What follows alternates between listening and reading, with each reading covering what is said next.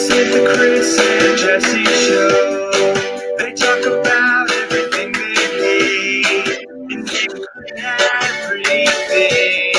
Yeah, they hate everything. Like long lines at gas stations, waiting for someone to pick their perfect lottery ticket. This is the Kryssi and Jess show. Hey, Kryssi, welcome back to another episode of the Kryssi and Jess Show. I'm your co-host, Jess. And I'm Kryssi. And today we are bringing on Avens O'Brien, wasting no time at all to introduce our guest. How's it going, Avens? Hi, it's going well. I'm just arguing with, people who are wrong on the internet. That's like my favorite thing to do. It's the best, right? I love arguing with people when they're wrong on the internet. That's, it's definitely my pastime. I quit a few years ago. Good for you. She's Good for you. Job. Yeah, that's really powerful. That's really strong. Like, congratulations. Thank you. Thanks. So how's the temperature out there, Avens? Well, funny thing, it's Los Angeles, so it's still daylight. Like this lighting, this is natural lighting. It's still daylight out. And it is 80 fucking degrees in my house right now. I just ate Indian for dinner and I asked for spicy, so I am kind of warm myself. Oh dear. Are you guys hot? I might need to reduce a layer. Yeah. Okay. Yeah. Take this off.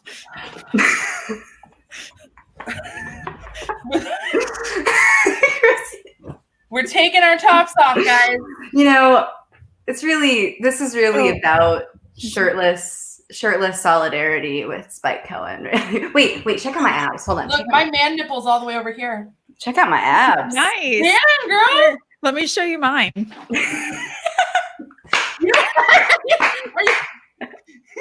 Only a torso. Look, my man nipple is all over here because this shirt was not meant for boobs. Clearly. I don't even know where my other man nipple is. It's printed on there. So the reason why we are baring our chests and taking our shirts off is because our newly nominated vice presidential candidate, Spike Cohen, already has a controversy because he has nipples. We're calling it Nipplegate. So, Avens, how do you feel about Nipplegate? I just really wish I had that clip from, what is it, like Meet the Parents, where De Niro is like, I've got nipples, can you milk me? Like that line. I have nipples, Greg. Can you be my vice president? I mean, oh my God. I'm sorry. You know what's funny too? Is this actually kind of connects to something that one of the people in the Kryssi and Jess show group commented. You asked them, like, what should we talk about? And someone's like, the future of the Libertarian Party or something like that. Like, I saw that comment and I was thinking about it and I was like this ties into my perspective on Nipplegate, which is like, I really wish, like, my hope for the future of libertarianism is for it to get a better grasp of itself in context. And by that, I mean like we're not taken seriously. And like, maybe we should just play with that, and like, I mean, that's one of the reasons that, I like supported Vermin and gave him a speech, but really like, amazing speech, by the way. Best speech ever. Really good. I appreciate that. If anyone that. doesn't know, Avens is like an OG libertarian. She's so libertarian. Her parents are libertarian. How many people have libertarian parents and still turn out as great as Avens? I mean, she's not even on drugs. What? I mean, if McAfee was your dad, do you think you'd be on drugs? Oh, that's a wonderful question, because I'd either have gotten them from him or I would have like rebelled so hard that I would be like really like, no drugs, conservative, like my mother used to joke with me because like my parents were homeschoolers, they were libertarians, they were pagan, they were like very open about, not just drug legalization, but like their history with drug use, things like that. That people used to joke like, oh, Dami, what is Avens going to do to rebel? And my mother would make jokes about how like I'd have to become like a Catholic nun who was a diehard Republican. Like she was trying to figure out like how could Avens actually rebel, and that's what she came up with. So definitely didn't happen. Clearly, no, you turned out so well. We interrupted you and you were talking about context. Oh, question mark. Context? Question mark? Well, just like. It's one of the things with why I supported Vermin is it's like the major parties already see us as a joke, and the world sees us as a joke, and we can play with that. Like we're so desperate to be like, no, we're not a joke. Look, we're really serious. Look, like our presidential candidate is a former governor or a professor. I love their resumes. That's wonderful. But like one of the things that I desperately wish the Libertarian Party would recognize is that we're not going to win the presidency this time around, next time around, like by playing by the rules of a game that's rigged against us, that's not going to help us win. Like, so we need to like subvert those rules. We need to fight the ways that they are trying to put us into like little boxes and say, oh, here's your stupid little choice. You're not going to want that. Like, and we just have such a chance to be dynamic. And also like the people who are upset about like Spike being topless on your show were other libertarians who were drawing attention to it. Like, oh, let's like freak out about how we're perceived. How about you actually just like see how people perceive you? Could be interesting. Exactly. The funny part is with our show, which actually Jess and I just recently found out, we are a super serious news organization. I'm very honored to be on your very serious podcast. We are hard-hitting journalists. This is a very serious podcast. No laughing, guys. We are serious. Jess, take that smile off your face. We are serious, and we are journalists, and this is a live television show. I shouldn't be doing drugs on it. No, because it's a live show. Oh. It's on television. Yeah, no. It's actually an explicit show. Yeah. No, but that's the funny part is that's what we kept getting told. we kept getting told our show is so serious and that Spike went on a super serious show and took his shirt off. But the funny part is you're right. People were taking pictures of it and spreading it around. But the funny part is none of them watched it. They didn't watch. And what we talked about is we talked about police brutality. We talked about George Floyd. We talked about messaging to the left. We talked about libertarian values, but that was all lost because the people were getting big mad and telling I have so much shit in my inbox. Tom Mann doesn't want to be my friend anymore. And I mean, it's ridiculous. It's all because we let someone have liberty on our show. If you want to take his shirt off, take your shirt off. If I want to take my shirt off, I'm going to take my fucking shirt off. Like, I feel like everyone got mad at me, and I'm kind of like, I did not take my shirt off. Now she did. But yeah, like, and then to have people mad at us, they shouldn't be mad at Spike in the first place. Yeah. But to be mad at us because we have a super serious podcast. Like, did anyone not listen to our intro music? I mean, I think life is too short to be mad about nipples. Like life is too short to be mad about this shit. Like take whatever happened, right, and make it into the best thing, not the worst thing. Like that's what I'm really tired of, is seeing other libertarians like attack each other when it's like, okay, cool. Like we are presented with, okay, if you perceive nipples to be lemons, then make lemonade out of it. Like do something good. Like nipple-aid. Right? There was a few, I saw a really clever. I'm pretty sure that's just called milk, honey.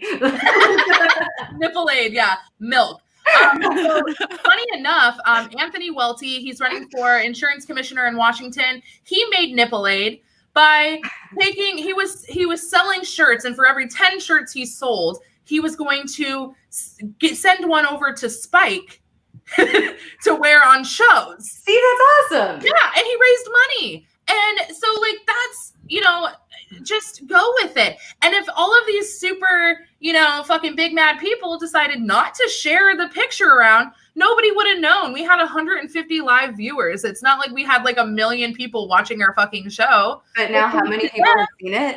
Yeah, no, believe it or not, our super serious show, like our friends don't even like us.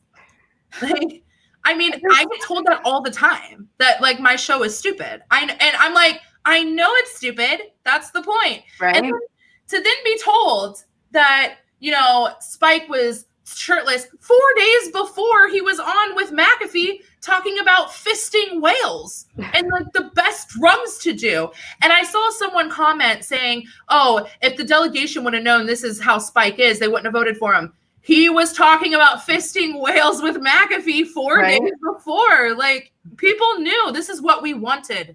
Like, the delegation knew, like, that's the thing is, I mean, okay, I was all on Team Vermin and you know, it's Vermin and Spike. Like, that was what I wanted. But frankly, like, I love the, like, balance that's created by Aaron Ramsey. It's true, I hate Kryssi. But the balance that's created by, like, Jo Jorgensen, I mean, she's a serious woman. And, like, and Spike is fun. Spike is what I'm excited about. Like, I mean, yes, I'm excited about George Jorgensen. I'm excited. We have the first woman on a Libertarian Party, like, presidential ballot. Like, that's exciting. She's, you know, I like her quite a lot. I want her to get a little bit less professorial about, like, the length of the explanation she gives. But ultimately, like, I really like her. And I think that, like, especially I've watched her, like, be really radical, be, like, really radical about, like, things that you don't expect, right? And I love that. I love that she's like, hey, you know, school teacher? No, radical. Like, that's really fun. But Spike is somebody that, like, that further excites people and brings, like, I love the fact that, like, what he can bring to this campaign and what I hope the campaign utilizes out of him. It'll be so excellent. And it's why I'm excited to help out as much as I can. Absolutely. I think that people have really high expectations for candidates, and they definitely should. And when Gary Johnson, the day of the Aleppo moment, he was so like, he said the campaign was over. He's like, this is over. We're out. And, like, people had to talk him back up and tell him, like, no, it's okay. We're going to go on. But libertarians, I think, beat up libertarian candidates more than anyone else. Kryssi's ran for office. And when I managed a campaign for Allison Foxall, the most criticism and, like, hatred that she received was from libertarians, because she said some things that weren't perfect libertarian. But she's a human that has her own opinions. And, you know, it's like, she's mostly libertarian, and on some things where she didn't say the perfect things, she got crucified. And it was like the worst experience that she had the entire campaign. And I think sometimes we are our worst enemies to our candidates. And the reason that Spike took his shirt off, we need to make sure to address this. This was the Dad Bods calendar. I purchased it, I believe, for $15. It's supporting the candidates in the South Carolina party. And there are gentlemen. Joshua Smith is running for chair. There are his nipples. Okay. Oh, wait, hold on a second. I'm about to ruin someone's life. Oh, do it, Jess. Ruin the party. Vermin Supreme. And his nipples. Hey, you know who else is in there? Oh, is that Nicholas Sarwark's nipples? I think there's a partial nipple on there. Oh my God. Hey, look, I got a partial nipple right here. I mean, Nick Sarwark both have really sideways nipples. The reason that Spike did take his shirt off, which, you know, he did it because people were so upset about his profile image being a picture of him on the beach laying in the water. That is a normal thing for people to do. Is it a little silly when you're running for vice president of the United States? Most definitely. But he was running with Vermin Supreme. They're running a satire campaign. And then all of a sudden he's a vice presidential candidate. I mean, and then they want him to change, but this is what the delegation wanted. Well, and that's the thing. It's like, you know, people constantly like, oh, you know, like, which presidential candidate would you like to have a beer with? I fucking know. Like, yeah. I know exactly who I'd like to have a beer with or a joint with or whatever. I promise you, their names aren't Biden or Trump. Their names are, you know, maybe George Jorgensen, but definitely Spike Cohen. I don't want to get sniffed or grabbed. Oh, the other thing too, by the way, is like there's fellow libertarians who attack us, and then or like our candidates, and then there's the non-libertarians who like to disingenuously pretend that they're going to vote libertarian. Like, so like I have a friend who like will be like, oh well, if the Libertarian Party was really serious, I would vote for them, and he goes on about how like we need to choose serious candidates. 2016 came along, we chose the serious candidates. And he was like, oh, this is great. And then as soon as they started like, anything they said that wasn't exactly perfect to him, he was immediately like, oh, I can't take this seriously. Like, meanwhile, Trump and fucking Hillary are saying ridiculous shit. But he's judging the Libertarian candidate on a completely different scale, which I mean happens to us all the time, and I could go into that. But on top of that, like at the end of the day, he voted for Trump. And I'm like, yeah, you weren't really here anyway. You were like some dude like flirting with us, and then like we're your side chick that you're gonna go leave for your actual wife. Like, no, like I'm so tired of this disingenuous, like, well, I would like you, except you suddenly did this thing that's wrong. And it's like an abusive relationship. Like, fuck off, people. Yeah. I wasn't sold on Spike, and I didn't get what other people saw in him. I didn't see it until we were actually talking with him, and I was listening to him, and we were talking about the day. It was the day that George Floyd, the news was breaking, and everybody was finding it out, and listening to him. And I was just like, I now see what it is that everybody saw in him, why over 50% of the Libertarian delegates voted for this guy. And it was just like, it was one of those moments where you're like, oh, I can get behind you now because I get this. I feel this now. I feel part of it. I feel connected. And he really communicated the issues really well. And I was like, then earlier this week, I think on Thursday night, the Libertarian Party streamed a conversation with Joe and Spike and Dan Fishman. Yeah. And it was just, I was so proud watching it. I was like, these two are actually interacting really well together. And I think the delegates did a really good job in picking a ticket that I wasn't sure initially when they got the votes how we were going to message this ticket to the general public. But it's starting to really make a lot of sense. And I'm really excited to see the next 5 months. Yeah, he is phenomenal. Like, that's the thing. He's an extremely eloquent communicator of libertarian ideas. And I'm so excited to have somebody that's that eloquent and that dynamic representing libertarian ideas, because we haven't had that in quite a while. Yeah, it's really great. It's actually really interesting because on that same show that everybody got really upset about, Big Mad. The same show, we had people in the comments saying, hey, I saw a share of your stream. I'm from the Green Party. If this is your guy, you have my vote. How do I donate? There were people saying, yeah, I'm a liberal, but fuck Biden. You guys have my vote. He's great. And it was amazing to see every single person that was in the comments were saying like, oh my God, he's so great. And that's, again, the problem with just looking at the picture instead of actually listening to what he said. And a lot of libertarians are like, but no one else is going to listen because they see that. No, that's just us. We're the only weird ones. We're super freaking weird. So everyone else is really, really interested because of things like that, because he's relatable. Yeah. And, they're tired of getting talked to in 3-syllable words that they don't understand, because libertarians, we have a hard time being able to break down what we're talking about. We want to sit there and quote Rothbard, whereas Spike sits there and makes a joke, and it brings you in, and then you listen. And it's magical. It's so magical. It's like, and the funny thing is, he talked about on the show that he got his name. He decided his name was Spike from My Little Pony. I love that. Yeah. So funny. So it's like, he's just magic from the age of 3. But I read that in a bio or something about him, and I thought it was a fake. And then he actually told us that's how he picked his name of Spike, and he's gone with it for 34 years. Yeah, it's wild. My Little Pony. And that's another thing. How fucking cool is it that for the first time in our entire lifetime that there is a millennial on the presidential ticket on all 50 ballots? Yeah, what? It's insane. And millennials, I mean, I've made this point to Kryssi. It sounds a little crass if anyone is not a millennial or an elder generation, but young people these days use technology to take pictures of their genitals and send it to each other. Spike with his shirt off is like one of the least offensive things that people could dig up on this guy. Right. And also, like, how many pictures of like world leaders have we seen now shirtless? Like people are posting in comment sections, like, you know, we've seen Gary Johnson shirtless. We've seen Vladimir Putin shirtless. We've seen Obama shirtless. Like, who the fuck cares? Like, literally no one. Yeah. We've seen Anthony Weiner's wiener. Yeah. We've seen Anthony Weiner's wiener.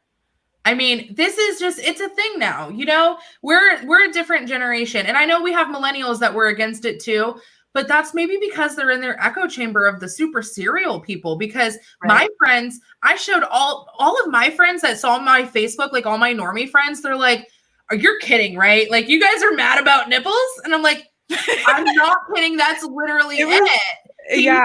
Nipples. And they're like, no, that can't be it. Like, what did he say though? Did he say like, you know, fuck the Libertarian Party? I'm like, no, he actually said really great things, but he had his nipples out. Right. And he explained to us what happened to George Floyd because we didn't have a lot of time that day to read the news. Right. And you know, it's great. He then talked about that on his Twitter. Like, so he then brought that message out to Twitter so that people could share it. Like, I reposted it, and I saw, like, I did a screenshot of his Twitter post and his Facebook post.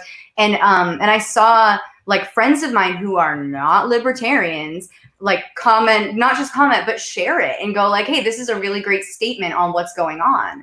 And I love that. I love that, like, I keep reposting stuff by Joe Jorgensen, by Spike, and I mean by Vermin, that I just watch, like, hardcore friends of mine who are not libertarians go, oh, I love this, and share it too. And like, that's so phenomenal to see. Also, I just say Vermin Supreme is like killing it on all the protest stuff. Like, he keeps posting like recommendations about how protesters can stay safe and everything. I'm like, okay, I would have loved this man to be our presidential candidate, but I love that he's out there being like the Mr. Rogers of radical libertarian anarchism. Like, that's who he is. He is the Mr. Rogers of radical libertarian anarchism. Dude, I can't even tell you. I've had friends. So I've been down at my local protest, Columbus, Ohio. So it's a pretty big one. And I've literally, there were people that I've, added on Facebook and everything, started following on Twitter because they, we're new friends now. Right. They had shared Vermin Supreme's post. They're not even libertarian. They don't know anything. Right. They shared his post because it was really good advice. And it's so awesome to have someone, and I know he's not our candidate, but to have someone run for president that has that activist experience, that has been boots on the ground, because that's something that's important to me. And I know you too, Avens, you're an activist too. And it's important for me to know that the person I'm voting for has been on the front lines. Right? Absolutely. I completely agree. He talked about how he would go to the projects and knock on doors. Yeah. I heard a little bit about that. Do either of you know more? Yeah, he did that with Brent DeRitter. They went around, I believe, in North Carolina, in Wilmington, I want to say, and I think they've done a few other neighborhoods, going through and talking to the lower income community, the minority communities, and just spreading the message of liberty. And it really worked. They got a lot of people to sign up, and they got a lot of people to join the party, and they got a lot of people excited about liberty, because no one goes and knocks those doors. No one knocks those doors. Everyone's a stupid fucking pussy. They don't want to go and knock because they're scared. But here's Spike, and here's Brent, and here's, their whole team going and saying, these people need to hear liberty too. Like, and that's so fucking powerful. Like, they're just so great.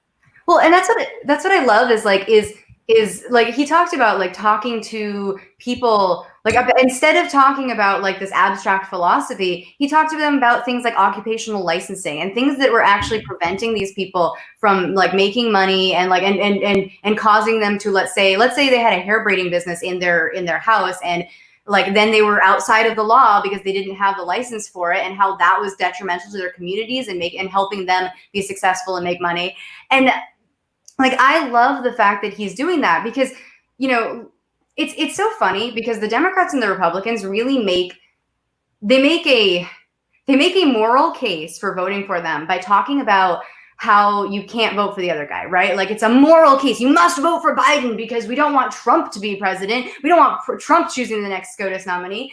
Like it's a moral case, right? And then the same thing happens on the other side is that like you have to vote for Trump because we can't let Biden like be president. We can't let the Democrats have power. And it becomes this whole like moral crusade, like where I have Democrat friends who will literally tell me that I'm hurt, like I'm harming them because I'm not going to vote for Biden. And it's so disturbing because like when you want to talk about like a moral case for like bettering the lives of people, like if you want police brutality to end now, vote Libertarian. If you refuse to vote Libertarian, like this is a moral issue. Like we need to like have people understand that like, do you want these issues solved? Because libertarians have solutions for these issues, but you can just keep like making this moralistic back and forth between like Trump and Biden. But what I love is Spike is talking about these things that like affect people profoundly. They would change their lives if they could be implemented. And instead, like, and instead we're talking about nipples. Like we can be talking about these incredible Kryssi, we can be talking about these like this incredible topic. I need some rings on them. Oh my God, that would be hilarious if like these came. Should I just point to my nipple over here? So, Avens, I've been watching the news lately in the past day, and anarchy has been brought up significantly by reporters in the news. Can we talk a little bit about the protests and the riots and ways that this whole situation could have been prevented with police accountability? Yes. And wait, okay. One, during all of this, I just got a notification that the city of Los Angeles is under lockdown until 5:30 a.m. So we are under curfew. Joy. That's great. By the way, it's 7:30 here. So like I could have gone out and, done stuff. And by the way, I love the fact that like yesterday they were like, hey, we're going to open up the city, like coronavirus. We're in level 3 now. People can go out and make hair appointments and whatever else. And now like, they're like, oh, by the way, there's protesters. Never mind. We're going to lock everything down again. But before we get into this, I'm feeling really warm, and I just, hold on just a second. I just need to deal with this. Okay. All right. There we go. Oh, and now I can hear you. Yes. Okay. All right. Sorry, I have to fix my hair. Oh, I love that Avens keeps stripping, and every time it's just better. Oh, baby, let me read your titties. What do those say? I can't breathe. Right? Hey, who said those? Actually, I'm thinking about that. His name was George Floyd. Also, Eric Garner. Yep. It's really like disturbing when it's like, oh, these are the last words of multiple people at this point. It's a little terrifying. Actually, you know what? For 1 second, Kryssi, you have actually been out yesterday. I saw your live stream. I posted it on Facebook, but you were live streaming from Columbus. Yes. Yeah. I have not been out on the actual. I love how the grid keeps changing. So to give a little background, here in Columbus right now, it is chaos. And I say the word chaos, not anarchy, because there's a huge difference between chaos and anarchy. Absolutely. Anarchy just means without rulers. That's all anarchy is. It's chaos. And I'm telling you, before I got down, I was seeing it on the news. I was seeing all of this destruction, and I'm like, that's kind of fucked up. You guys shouldn't be doing that. And then I went there. I sat on the ground. I stood around. I got maced. I actually saw that. I saw those pictures. Yeah. So I was on my way back to the car, and walking away. And there's just clouds and clouds of mace everywhere. They were spraying everyone. And I was just there documenting. I wasn't even there. I wasn't even there yelling or screaming at anything. I was just there documenting, and I still got maced. So I went back there today. I went earlier in the day because at nighttime, it's a little bit different of an environment. I've been an activist I've been an activist since I was 16, and I'm 30, so 14 years. that I've been protesting. I've been arrested for protesting about 24 times. I've been arrested by Homeland Security because I was on federal land and I was on the no-fly list for a year because of protesting. So I've been doing this for a very long time. I've never seen anything in my life like this. I've been maced before. I actually probably deserved it. This time, though, we were all on the front lines. We had our hands up and we were just chanting. And then all of a sudden, all of us got maced again. Luckily, I ran this time. I wasn't that fucking stupid. I ran. But then they started shooting. I thought they were rubber bullets until I looked at the projectile on the ground. They were wooden, about this thick, wooden like chips that they were shooting at us. And we were peaceful. We were just standing there. Today, and let me tell you how peaceful. We had a sitting Congresswoman, Joyce Beatty. She is the representative from Columbus. We had the president of the city council, and we had a sitting county commissioner that were there protesting with everyone. They got maced in the face. Now, for anyone to say that they were being destructive, come on. They obviously were not. That's how many people were getting fucked up by the police.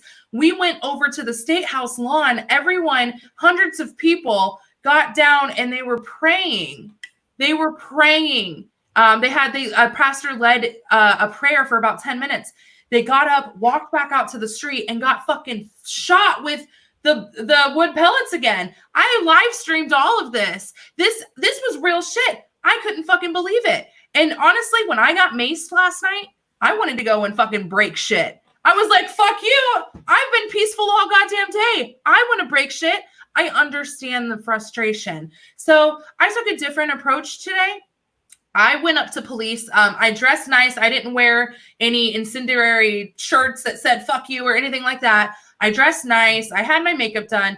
And I was trying to look as, not a target as possible. And I got to have conversations with police and talk to them about, we're all brothers and sisters. We're all human. You should be on our side. There shouldn't even be sides. We should all just be together. I did offer the police some of my weed. I said, why don't we just smoke a joint? Let's go smoke a joint. We'll go on over to the State House lawn. We'll get high and it'll be fun. Like, I'm a fun gal. We will have fun and we'll laugh about this. There were times that I was getting through to them before a bunch of agitators, I'm not going to call them protesters, agitators came and run up, fuck you pigs. Like, why, when I'm talking to them, that's not the answer. We don't have to say fuck you pigs. We can say, kindly place yourself, ham. I don't know. Say it. I don't know.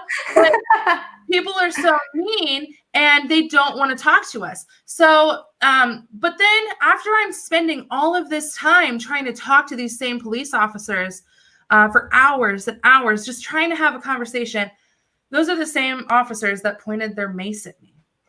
Can we make mace for rapists again? Like, can that be a thing? Like, right? make mace for rapists again. Like, right? That's what I want to do. Like, we can mace the rapists. Everybody else. Tweet it.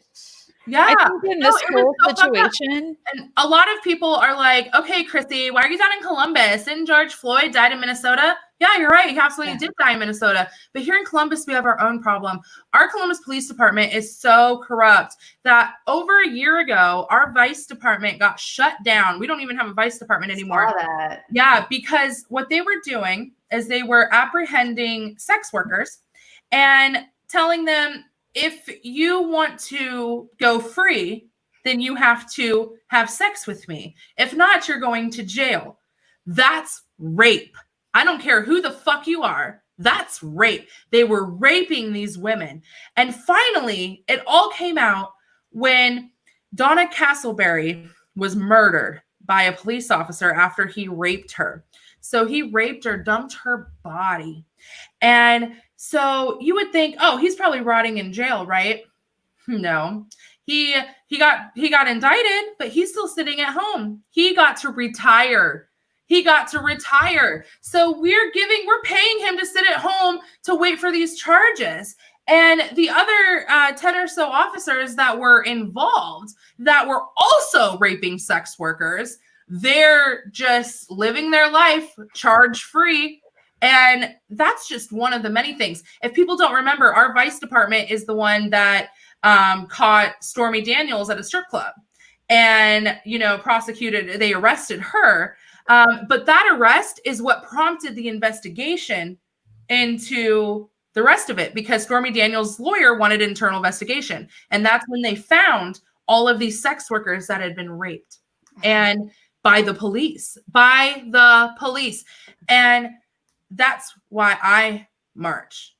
That's why I'm in Columbus. And that's why I'm chanting along with my brothers and sisters, because there are women who can't get justice purely because their attacker is a police officer. And the news articles, they don't say that Donna Castleberry was raped. They say she had sex with the officer in lieu of going to jail. That's fucking rape, dude. Like, our own media. That's why I marched. And to get maced in the face because I'm there being peaceful. As anyone who's ever seen me at a rally, I mean, half of my friends list is from my activism stuff and environmental causes. I'm very fucking peaceful. Anytime I get arrested when I'm protesting, I put my hands up, I put my hands behind my back so they don't do it for me because they're a little rough. I'm always very peaceful. At Occupy, my job was police liaison because I'm so good with working with police. So then to get maced in the face, girl. Avens, did you get a chance to see Kryssy's interview that she did with some local media today? I saw like part of it, but I didn't get through it all because I was actually getting ready for this. So yeah, it was really good. I was actually really surprised. I was standing on the State House lawn and the reporter actually came up to me. She's like, I know you from somewhere. I've seen you everywhere. And I was like, yeah, well, I ran for office, and she's like, no, you've been all over here. I've seen you up and down the streets. And because I was going through and talking to police. And she's like, can I talk to you? And I was like, fuck yeah, hold on, let me get my. And then, of course, they zoom in on my face. They get me on the side with like my nice double chin. And I'm like this. I have my mask down. So it's not very flattering. I'm having such a hard time right now with Kryssi and this like hairy chest. It is so ridiculous to hear her talking about very serious issues. Here. Is it easier if I... Now you just have a sunburn because you're outside all day. Kryssi, you have a bad sunburn. Wait, hold on. Do you want me to talk about serious stuff with my nipples out? No, I don't want to get zucked. Yeah, no zucking. Yeah, no, I am sunburnt. I've been out for a few days straight. So yeah, they came up and, honestly, I could feel like they maybe wanted me to be a little crazy. I noticed the activists they went up to were mostly agitators. Could they see inside your soul like John McAfee? Probably. They're like, oh, this girl's a cunt. Let me go talk to her. So I decided to instead take that opportunity to explain that the police and us, we don't have to be on two different sides. We can be together. We can talk about this. We're all family. We're all humans. Let's have conversations. And then I brought up Donna Castleberry, the sex worker who was raped and murdered by police, and then brought up ending qualified immunity, which is what we need. And I'm not even kidding you. It was actually like really powerful. I felt really good because as a white person, it's hard for me I don't even like speaking at those kind of things. I don't bring my bullhorn because I don't want to lead chants because that's not my story to tell.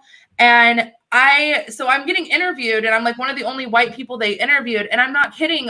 A bunch of people gathered around and they applauded. They were like, fuck yeah, white girl. And I was, so it was really cool.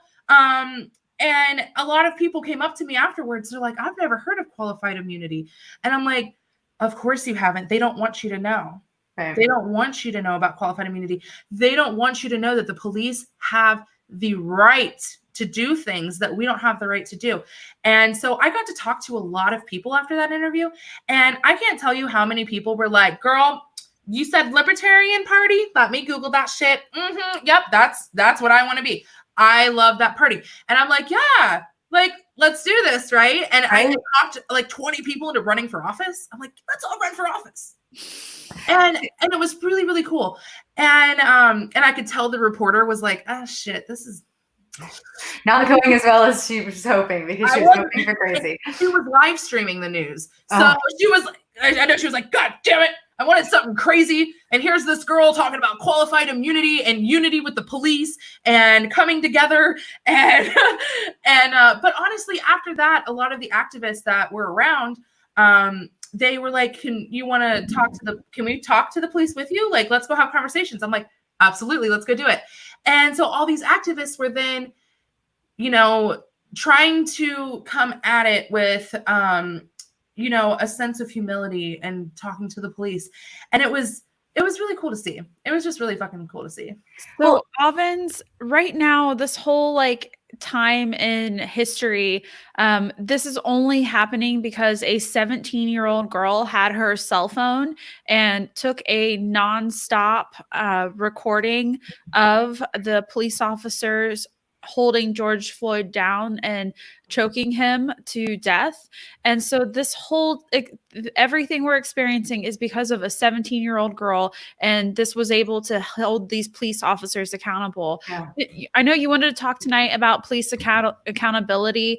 What are your thoughts about police accountability right now? Yeah, absolutely. Also, quick thing with Kryssi's thing about working with the cops. Did you see the picture in Santa Cruz of the mayor of Santa Cruz and the chief of police were at a protest with they were on their knees. They were kneeling in solidarity with protesters in Santa Cruz. It was fantastic.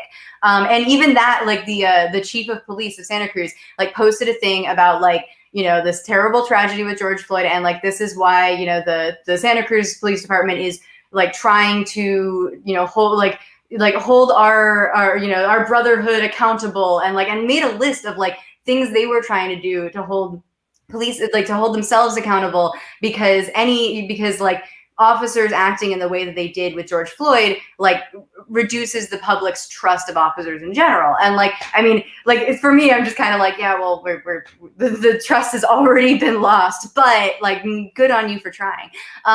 But I mean, there's so much. I mean, qualified immunity is one factor, but there's so many things that we could be doing. In terms of one of the things I've been talking a lot about is the fact that police should have personal liability insurance, the same like the way that doctors have malpractice insurance and things like that, because that would be something that one takes the responsibility for paying for a police officer's misbehavior. We're gonna call it misbehavior. It's gonna be nice, right? But wow, Kryssi. But by taking police officers' misbehavior and making them actually have to pay for it. So if you had a system in which cops had to pay for their own insurance, and then let's say they have a brutality claim against them, or God forbid, actual death, instead of it being a situation in which that family ends up suing the police department, which means the city has to pay it out, which means the taxpayers pay it out. That's who's paying for it. I've never thought of that before. Recently, I was reading an article about how most police officers do not live in the communities that they're policing, and this is causing police officers to not necessarily see the people that they're policing as their peers. Yeah. Is this one of the issues that you think could help police be more accountable? Yeah, absolutely. I mean, I think that one definitely keeping having it close to home, so that it's what can it be? They could be peace officers. Can they be people who are trying to keep the peace? That's something we can have is if there's less of a gap between the people and the police. Secondly, as I was talking about insurance, the fact that if a cop has a brutality claim against him, for example, the officer whose name I cannot remember off the top of my head right now, but the officer that killed George Floyd, he had 18 claims against him, and they'd never been followed up on, or they'd never been he killed somebody before, and this is a person who is still employed. And if he had been fired from that particular police department, the chances that he would have been hired into some other police department is fucking thoroughly high. Otherwise, he probably would have just retired. But like if cops had to have personal liability insurance, that would mean that they would have to actually, like, if there was a claim made against them, it would be the same way as like when I get a speeding ticket and like there's points on my license and my insurance company is like, well, your premiums just went up. And after a certain point, if I was, you know, causing vehicular manslaughter and being in accidents all the time, whatever, like at some point my insurance company would refuse to insure me and I would have to try to find another insurance company or stop driving, right? And if we had that with cops, if we had it so that police officers would have to like be responsible for what they'd already done, to the point where if they couldn't, you know, if they had like multiple complaints against them and an insurance company is like, sorry, you're a liability, we're no longer going to insure you, then you can't get a job anywhere and you stop being a cop and you stop being allowed to have a badge and a fucking gun. That would be great. And then, I mean, we could go into the fact that like libertarians want to end all victimless crimes. If we had a system in which we didn't have like victimless crimes, if sex work was legal, if drugs were legal, then we wouldn't have like an entire system in which the cops have to just keep bugging people all the time. They have to, you know, they're pulling like any of this kind of revenue creation policing that occurs from like stop and frisk, stopping people for oh, I think I smell marijuana, whatever. If we took away these things as things that cops had to deal with, then what, cops could focus on robbery and murder and rape and things that we actually are grateful to have them around to prevent, but instead they're causing it, right? Like I've read that George Floyd had the police were called because there was a $20 supposed counterfeit bill, and right? that is what ended up having 4 police officers holding him down and taking his life. It's insane. It's like $20. First off, it's $20. $20. And two, like during a pandemic, during a pandemic, and a counterfeit bill, like you have no idea if he like, you know, like purposefully passed that counterfeit bill off, or if he'd actually like received that from someone and had no idea it was counterfeit. Like it's one of those, like, it's a ridiculous crime because it's so unfortunate there that like that we have no idea if he had any idea that he had done something wrong. And then on top of that, it was for fucking $20. And now he's dead. Yeah. Like, hi, George Floyd, your life is worth $20. Like, it's such an explicit statement that is just like, it's horrifying. And I frankly, like, I don't like seeing private property like destroyed and stuff. Like this like, there's lots of things happening that make me sad, but frankly, like, burn that fucking police precinct down. Like, I don't blame people at all. A lot of people are really upset about the protesters, the riots, and part of me is really hopeful that people are seeing injustices in the system and that a lot of people are looking within themselves and realizing some things that they may be wrong on some of the issues and even they may not even know all of the issues. So I feel like this is kind of a big wake up time in America, and a lot of people might be having conversations with their relatives. I know sometimes when I go home and I have conversations over holidays with my family members, I hear them say things that I just, you know, growing up, I didn't realize people that close to me held some of these views. Right. And now, like, I'm wearing a shirt that says, "Make Racist Afraid Again." I think a lot of people might be realizing they have some views that just really are just wrong and bad. I'm not wearing a shirt. Kryssi is all on that top. Look at my sunburn. God, that is. Isn't that weird? It's because my shirt.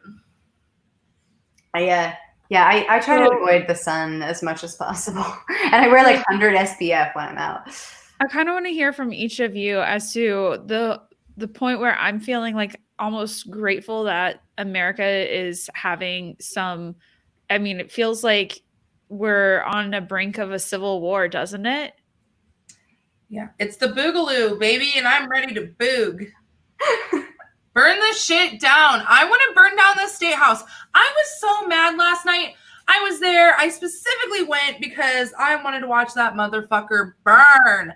And these pussies went and raided the goddamn CVS to get drugs. I'm like, bitch, the state house is right there. The state house is right there. I ran against somebody who's in that state house. His office is there, and I would love to go and take a shit on his desk. Can we please go boog the state house? And I mean, I was telling people, I'm like, listen, don't get the CVS, go get the Steakhouse. And they're like, oh my God, Kryssi, how mad would Tom be with you if you were in the news for defecation? oh my God, I would love if Tom was mad at me for shitting on my opponent's desk. Oh my God. Oh my God. I'm like, Avens, I'm sorry. I know you didn't know what you were getting yourself into. No. Are you kidding me? I signed up for this entirely. Like, can I just say right now that I am getting a little bit wet thinking about my shit on Tim Schafer's desk. I'm getting wet. McAfee's dick's getting hard thinking about my shit. Because he loves it in his mouth. Spike's nipples are getting hard too. Like, let's remember that. My nipples could cut glass right now thinking about shitting on that desk. Oh, I wanted to watch the State House burn. The Libertarian's weird. Oh my God. I'm pretty fucking normal. Are you saying this isn't normal? My name's Jess Pierce, and I think Chris is weird. Join the fucking club. Oh goodness, I don't even remember where I saw that do strange things with weird people quote, but I loved it. And it's like, if that's not what you're doing with your life, you're doing it wrong. Right? Yeah. No. So are you saying that we're the weird people? Let's get off of the topic of racial injustice, police brutality, and Shitting on people's heads. about your friendship with John McAfee. You're friends with him, right? Have you shit in John McAfee's mouth? Have you shit in John McAfee's mouth? I have to know. Oh dear. No. I worked with John on the 2016 campaign, so I take no responsibility for anything he has said after the 2016 campaign. I just like to be very clear on that. We just met him on our show like 2 weeks ago, and it was wild. John is a character, and I mean I can't even like when he was campaigning in 2016, he was being. I mean, he was crazy and kept making jokes about like he was missing a debate because he was out fucking whales and things like that. Like, so he was already on that train. But we talked about it. Yeah. But he like John's a character. John is one of the legitimately like the smartest people I've ever met. And it's such a weird thing to say because it's like not often does he actually get around to like saying something that makes you like that blows your mind. I mean, they blow your mind in different ways, but not in an intellect. That's the thing. It blows your mind in all these other ways, right? But then like my friends and I were like sitting down and having conversations with him, and John McAfee had like not even started in the Libertarian Party. He was like running with this like cyber party thing, and then he decides to run as a Libertarian. And he's like, okay, cool. Like, checked out the platform. Sounds pretty good, right? And then, like, you have, like, one conversation with John McAfee where you're like, okay, let me explain to you, like, the concept of, like, the non-aggression principle. And, like, he, like, starts to, like, experience it. You just, like, watch him absorb this. And then suddenly, it's, like, a new filter on his brain. And now whenever, like, anyone asks him a question, and they're like, oh, is it libertarian to do this? I just watched as like, words go into his ear. It goes through the filter in his brain of like non-aggression principle. Yes, no. And then trigger answer. And it's not a planned answer. It's just like, it just became this natural like absorption of a philosophy and its like various components so that he could just filter through like a question through that philosophy and come out with the correct answer on the other side. And it was so incredible because he wouldn't like prep for these debates. Like he would just show up and like, use the filter. People ask questions, he answers with these like phenomenal answers. Like the answer, like the debate that he had in Las Vegas with like Gary Johnson, Austin Peterson, like with Penn Jillette moderating, like watching him just like come up with really clever responses on the fly. Nothing he'd actually thought of before. He hadn't prepared those answers. Like it was phenomenal. He is so smart. And he's like, I mean, hanging out with him and his wife, like Janice is a darling. And like the two of them, we had a series of condos, like out like the Airbnb condos outside of the convention in 2016. And like we all just like hung out and had great conversations and like I love the shit out of them. They're just such wonderful people to hang out with in that context. And like, and they were just so grateful. Like, they're like, we're a family. And like, and when we like lost the nomination, like afterwards, like Janice is like, remember, we are always going to be friends. I love you. You are always family. You're like kids to me. I love you all. Like, it was so wonderful. Like the two of them, like, they're just phenomenal people. But he is absolutely batshit crazy at the same time. Like, he's phenomenally smart. He's also batshit crazy, and he's also someone who loves to be perceived as crazier than he is. Like, he's all about making himself out to be as wild as possible. He calls it his disinformation campaign. Like, so I have a question, Avens. I asked McAfee to be my daddy, and Kryssi asked Spike to be her daddy, and I would like you to be both of our mommies. I have recently, like our age. She's gonna have to just be our sister. Oh, girl, I'm going someplace. Put on that seatbelt. Come on the ride with me. So, are you looking to be third generation libertarians? Is that what you're? Well, yes, ma'am.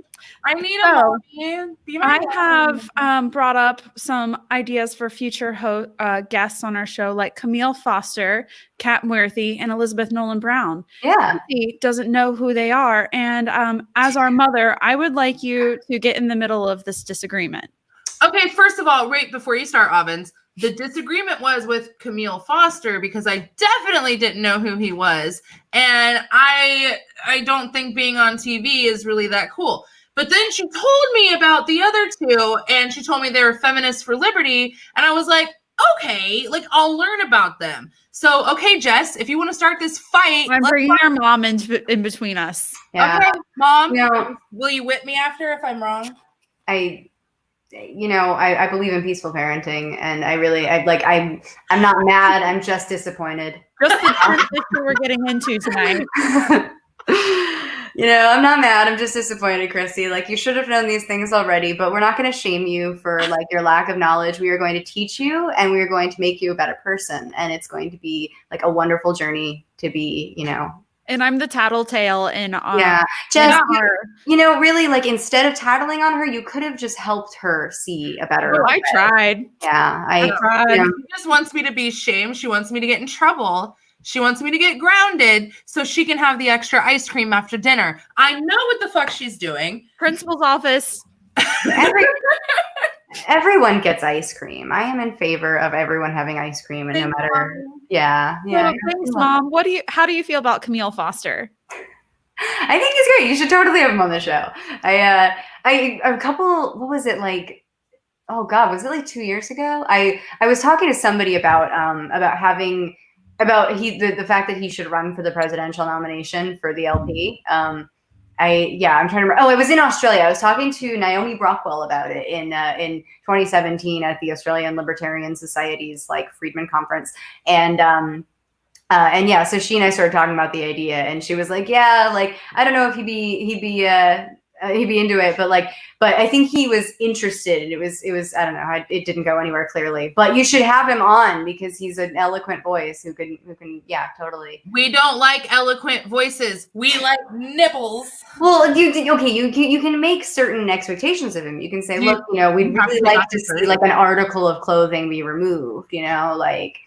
See, lots of people want to come and be on our show because we are actually super serious and we're on television. It's a very serious show. We have a super serious show. So like lots of people want to be on our show. And I talked to Jess about it, and we have like a general rule. You have to have 5,000 followers, which is more than Jess and I have. You have to have 5,000 followers, or you have to give us money. Those are the only two. I mean, I don't think that's that hard. I get it. Camille Foster has followers, but I think I'm going to have to add a new rule. I'm going to at least have to have heard of you. And maybe if Jess hasn't fucking shamed me and just sent me a fucking article. Or maybe we could just take turns in bringing on guests too. Yeah. I don't want to take turns. Let's share. I don't want to share. Kryssi, I really think you need to work this out. I'm like really offended that Jess is trying to tell on you. Camille, if he has nipples, he can come on. He can come on if he has nipples. Yeah, I think is he the one that wanted to be Amash's VP? Did he? I don't know. I think Matt Welch has been on the Camille Foster for President train for many years. Yeah, I don't know. Like I think you should have him on, and you should see what you can get him to say, because this show is full of that. Should we just send him the Justin Amash episode where I was a really good girl? That was a very nice episode. I can trick people with that episode. You can. Live, and we may have a captive audience in Columbus. I have to put a bolo out. My little sister is missing, and not like in a funny way, but like serious. What? So my little sister is missing. She's in Columbus. So I think. Was she at the protest? I don't know. So I think we're going to need to wrap up now, if it's okay with you guys, to end on. Sorry to do that. Kryssi, you have to go out and find her. Yeah, I'm like, can I talk to Kryssi about this? Yes, actually, real quick, let me answer Joe's question. Yes, Amash did accept my friend request after I pressed friend every day. Like I just went on and off, so it just kept showing up at the top. Okay, Justin's been my friend on Facebook for like years. Okay. Wow. Thank you so much for being on our show. Yeah, we're going to start the Find My Little Sister search party here in just a couple minutes. And please stay on the show with us. We are going to be talking with you here in just a couple minutes privately. Okay. All right. Thank you, everybody. You're welcome for seeing my boobies. Oh, wait, boobs.